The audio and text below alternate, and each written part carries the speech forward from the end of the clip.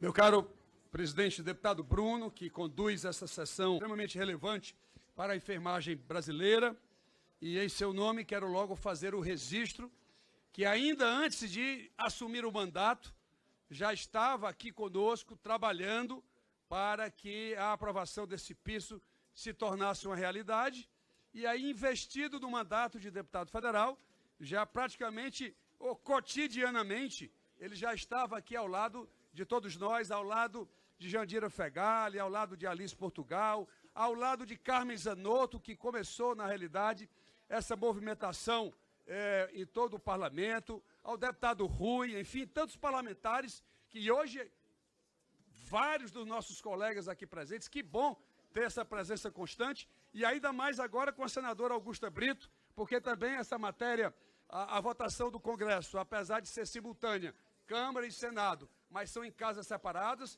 portanto, o seu apoio lá no Senado, juntamente com o presidente do Senado, Rodrigo Pacheco, que juntamente com o presidente Arthur Lira, ambos têm sido assim de fundamental importância para poder alcançar esse tão sonhado piso que há 30 anos vem essa luta e agora a gente conquista definitivamente. Vamos lá os 4 pontos que foram levantados aqui para não restar nenhuma dúvida. Primeiro, dizer que as santas casas podem ter esse ou aquele problema. Devo lembrar que a emenda constitucional, quando se fala nos 11 bilhões de reais, lá estão contemplados, as santas casas estão contempladas também, como os hospitais privados que atendam no mínimo 60% SUS, também estão contemplados. Para não pairar aqui nenhuma dúvida, eu recebo muito e-mail perguntando sobre isso, e eu estou aqui clareando para que todos tomem conhecimento. Aliás, deputado Bruno, antes disso, agradecer a presença do Ministério, deputada Carmen, do Ministério da Saúde, doutor Elton, doutora Isabela, aqui presente conosco, muito obrigado. O Ministério do Planejamento, que também estivemos juntos várias vezes, o Daniel Cury, mas levar um abraço para o Paulo Bijo também, que é o secretário de Orçamento e Finanças do Ministério do Orçamento, enfim, lá da SOF. Agradecer a presença muito relevante aqui para nós nesse momento. Mas vamos lá. Então, primeiro ponto, e sempre eu escuto, não, mas outros pisos, isso vai inviabilizar o Brasil, porque outros pisos vão ser colocados. Aliás, fez parte da apresentação, aliás, muito bem colocado o doutor Marcos, eu acho que trouxe dados muito importantes. Entretanto, doutor Marcos, quero dizer para o senhor que isso não é mais possível.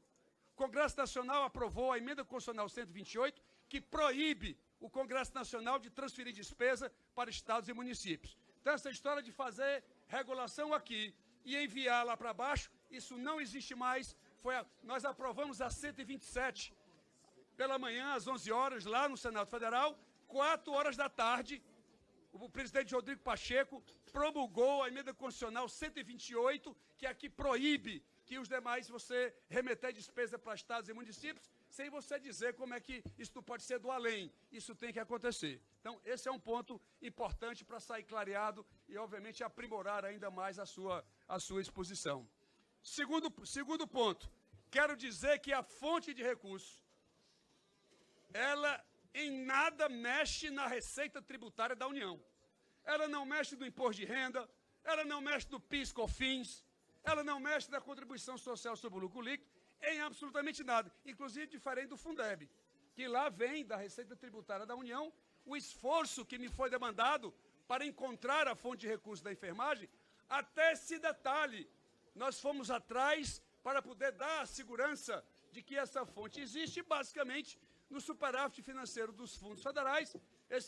Normalmente, 28 bilhões, 30 bilhões, 32, é de lá onde vai ser suprido esses 11 bilhões. Entretanto, não tome o susto, eu vou logo adiantar aqui para não ter confusão, o PLN, que vai ser enviado agora mais tarde, o presidente Lula chegou ontem, e tudo indica que hoje à tarde ele assina, inclusive vai convocar os parlamentares para ir às entidades, para poder estar lá. Vamos confirmar essa questão, mas o PLN, ele não vai vir com os 11 bilhões, ele vai vir com os 7,3, porque está sendo estabelecido o PIS a partir de maio, só para vocês tomarem conhecimento e não tomarem um susto desse valor, porque vai ter aí a proporcionalidade do que está estabelecido. E no orçamento, quando vier em agosto, para 2024, aí ele já vem cheio, ele já vem completo, e aí, adeus PLN. Aliás, Vocês sabem qual é a diferença entre PLN e projeto de lei? O projeto de lei, ele chega numa casa, é analisado aqui,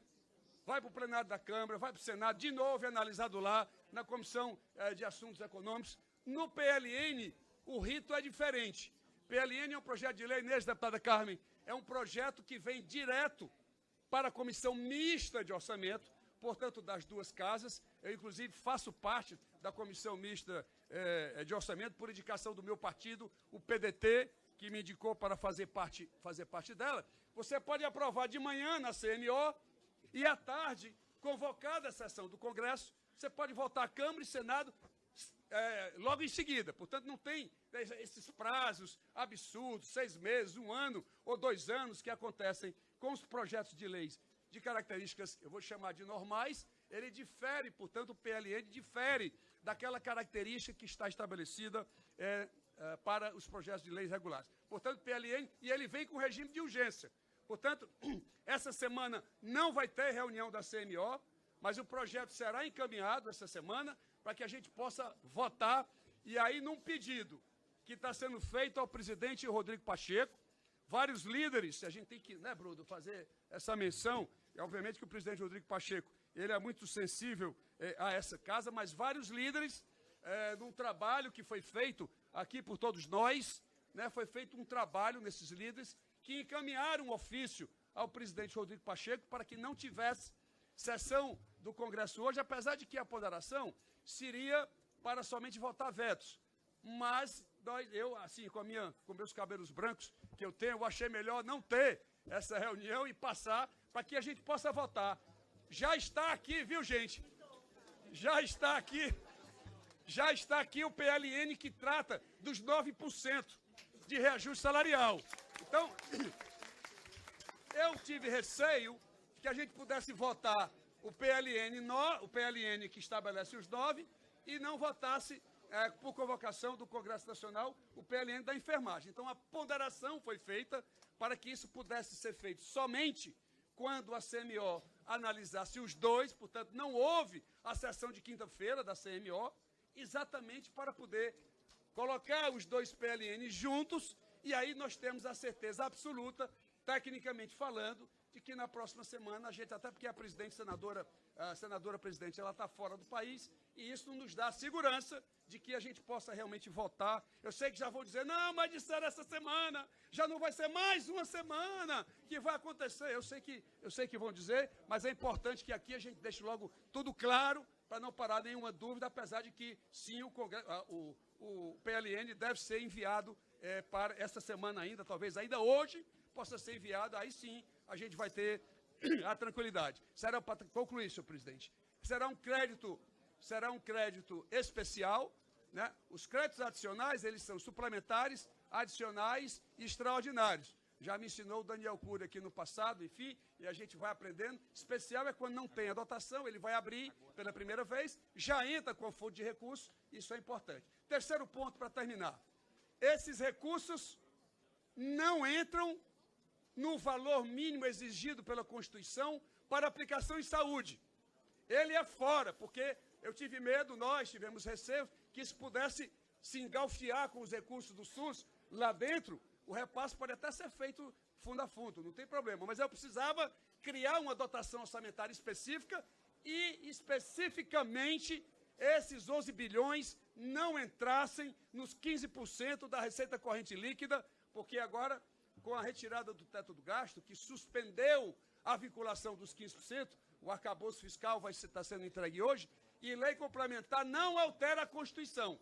Portanto, volta ao Brasil agora os 18% em educação e volta também os 15% em saúde, e aí a saúde, obviamente, vai ampliar significativamente os seus recursos, mas nem assim esses 11 bilhões fazem parte, né, desse valor agregado à receita que está estabelecido pelo novo arcabouço fiscal. Isso foi importante até para o Ministério da Saúde ver com mais bons olhos ainda, né, a essa portaria que regulamenta o repasse desses recursos, e nós não termos nenhum problema em relação a essa questão. E, por último, LRF, lei, eu recebi muitos prefeitos, presidente, muitos prefeitos, 3 governadores, preocupados com o aumento de gasto pessoal. Isso também não vai prevalecer, por uma razão muito simples. Lá, conversando com a deputada Carme, deputado Bruno, deputada Jandira, deputada Alice Portugal, deputado Rui, tantos parlamentares que participaram desse processo, lá está dito o seguinte, ó, antes que algum prefeito chegue aí para a enfermagem, atenção, enfermagem brasileira, para que ninguém troque informação, a verdadeira é a seguinte, o que é que diz a emenda constitucional? O primeiro ano, após a publicação da emenda constitucional, esse ano, vocês sabem que a LRF diz que o gasto pessoal sobre receita corrente líquida tem um máximo de gasto. Deputado Fernando Marcos, tem um máximo de gasto. Pois bem, o que é que nós fizemos com essa preocupação dos prefeitos e dos governadores? E eu não queria trocar a LRF, que ia dizer que a gente estava fazendo, sei lá, uma parafernália de gasto. O que é que foi feito? Sem alterar a LRF, nós fizemos assim, no primeiro ano, ela não será, essa despesa adicional de gasto da enfermagem, ela não será contabilizada na apuração do gasto pessoal sobre receita corrente líquida. No segundo ano, aí você vai apropriar 10% dessa diferença, portanto, somente depois de 10 anos, mais um ano de carência. Meu caro Castanho, minha cara Lívia, todos que fazem enfermagem, conselhos regionais, conselhos federal, enfim, somente depois de 11 anos é que esse gasto integralmente estará incorporado ao gasto pessoal sobre receita corrente líquida para que a LRF, portanto, não sofresse, né, qualquer desfalque ou interferência, que também me foi alertado, e até esse detalhe foi feito lá na emenda constitucional. Então, eu acho que são esses esclarecimentos. Nós estamos aqui na expectativa da assinatura hoje do PLN, e se Deus quiser, marcada a reunião do Congresso na próxima semana, nós vamos marcar a reunião da CMO, que a gente possa fazer pela manhã a CMO e à tarde fazer a reunião do Congresso, e aí sim plainar de vez, até porque a informação que eu tenho é que o Ministério da Saúde está com a portaria já formulada, já desenhada no processo, presidente Bruno, já estaria todo feito e, portanto, eu parabenizo a vocês e nós só vamos parar no dia que o dinheiro estiver no contra-cheque da enfermagem brasileira. Muito obrigado.